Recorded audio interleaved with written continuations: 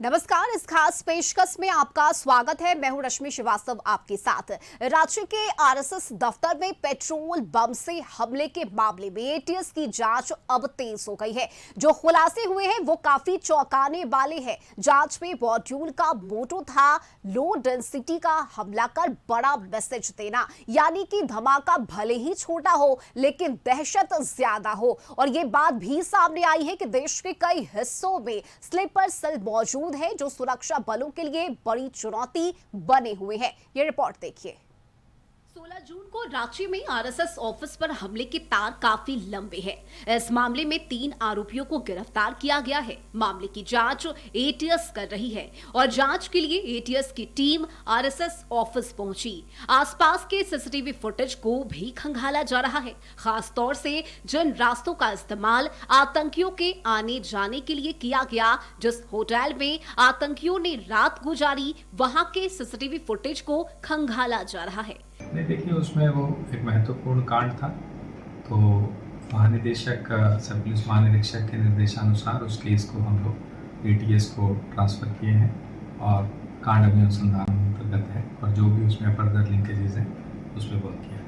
इसी साल 2026 में दिल्ली पुलिस की स्पेशल सेल और मुंबई एटीएस ने संयुक्त कार्रवाई कर पाकिस्तान स्थित आतंकवादी हैंडलों के इशारे पर काम करने वाले 9 एजेंटों को गिरफ्तार किया था, जिनका नेपाल से कनेक्शन सामने आया था। शुरुआती जांच में खुलासा हुआ था कि नेटवर्क के हर सदस्य को अलग अलग जिम्मेदारियां सौंपी गई थी। उत्तर प्रदेश के मिर्जापुर निवासी विजय उर्फ शूटर इस मॉड्यूल का प्रमुख रिक्रूटर था, जो उत्तर भारत में युवाओं को जोड़ने और नेटवर्क का विस्तार करने का काम करता था। वहीं बिहार के मुजफ्फरपुर में भी दिल्ली स्पेशल सेल ने बीते दिनों कार्रवाई की थी। झारखंड के साहिबगंज जिले में भी नीतीश पासवान को दिल्ली स्पेशल सेल ने गिरफ्तार किया था।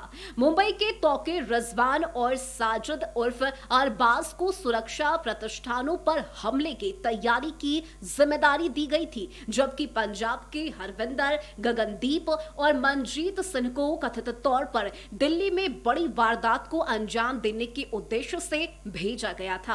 16 जून की रात आरएसएस दफ्तर में पेट्रोल बम से हमला करने के मामले में अमन अंसारी, सैफ अंसारी और साइन सुजान की गिरफ्तारी हुई, जिनमें आपेश राजपूत उर्फ राणा और शहजाद उर्फ शहनवाज आलम उर्फ भट्टी से इसका कनेक्शन एस्टैब्लिश हुआ। आवेश राजपूत उर्फ राणा के द्वारा ही अमन अंसारी को आरएसएस दफ्तर की तस्वीर भेजी गई थी और पेट्रोल बम से हमला करने को कहा गया था। आतंकियों का ये मॉड्यूल न सिर्फ झारखंड बल्कि देश के दूसरे हिस्सों में भी एक्टिव है।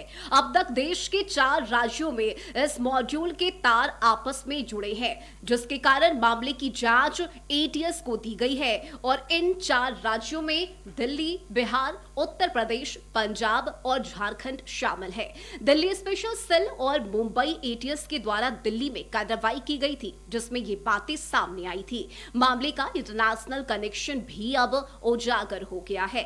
जो आरएसएस का कार्यालय है वहाँ पे रात में कुछ अज्ञात अपराध कर्मियों के द्वारा पेट्रोल बम फेंका गया था और जिससे हालांकि कोई नुकसान नहीं हुआ था, परंतु घटना की संवेदनशीलता को देखते हुए हम लोग सभी लगातार इसमें लगे हुए थे। सभी के साथ हमने एक टीम बनाई थी। इस टीम ने टेक्निकल और जितने भी हमें अन्य एविडेंसेस मिले थे उसके आधार पर जब हमने अनुसंधान को प्रारंभ किया तो हमें पता चला कि इस घटना में एक रैपिडो कैब का यूज़ किया गया है अपराध कर्मियों के द्वारा।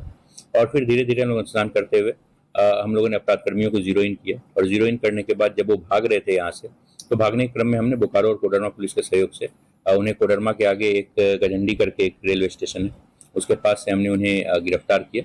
गिरफ्तार करने के बाद हमने उनसे प्रारंभिक पूछताछ की है। प्रारंभिक पूछताछ के दौरान कुछ इंपॉर्टेंट लिंक्स हमारे सामने आए हैं, उसमें कुछ इंटरनेशनल लिंक्स भी हैं। उन सब पे हम लोग का अनुसंधान अभी चल रहा है। हमने ये रिकमेंड किया था पुलिस हेडक्वार्टर को कि इस केस का जो अग्रतर अनुसंधान है वो एंटी टेररिस्ट स्क्वाड के द्वारा एटीएस के द्वारा किया जाए और हेडक्वार्टर ने उसे अनुमोदित भी किया है। इस कांड का फर्दर इन्वेस्टिगेशन जो है वो एटीएस के द्वारा किया जाएगा।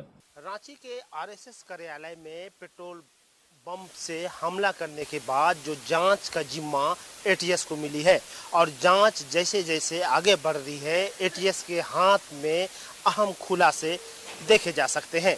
हालांकि आरएसएस बिल्डिंग में जब बम से हमला हुआ, वहां एटीएस की टीम यहां पहुंची हुई है और जांच जो है वो पूरी तरह से की जा रही है।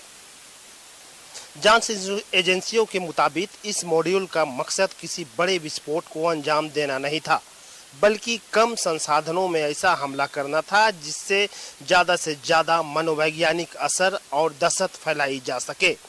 इसे low density attack, high impact message की रणनीति के तौर पर देखा जा रहा है। जांच एजेंसियां इस एंगल पर भी काम कर रही है कि कहीं यह नेटवर्क पहले से सक्रिय किसी बड़े मॉड्यूल का हिस्सा तो नहीं।